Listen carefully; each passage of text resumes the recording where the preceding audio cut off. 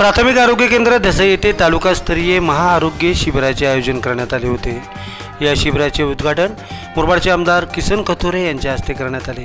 या शिबिरात स्त्रीरोग, बालरोग, हृदयरोग, त्वचारोग, रक्तदाब, मधुमेह, पोटाचे विकार, दंतरोग, कॅन्सर तपासणी, सोनोग्राफी, मानसिक आजार, डोळे तपासणी विभाग होते। या शिबिरात विविध आजारांवरील तज्ज्ञ डॉक्टरांकडून तपासणी करून सल्ला देण्यात आला। 911 रुग्णांनी आरोग्य शिबिराचा लाभ घेतला। यावेळी गंगाधर परगे, जिल्हा आरोग्य अधिकारी ठाणे, डॉक्टर लता गायकवाड, गटविकास अधिकारी पंचायत समिती मुरबाड, डॉक्टर श्रीधर बनसोडे, तालुका आरोग्य अधिकारी मुरबाड यांनी मार्गदर्शन केले। डॉक्टर नंदकिशोर गोरडे व इतर वैद्यकीय अधिकारी, कर्मचारी आणि आशा वर्कर यांनी या शिबिराच्या यशस्वीतेसाठी विशेष मेहनत घेतली।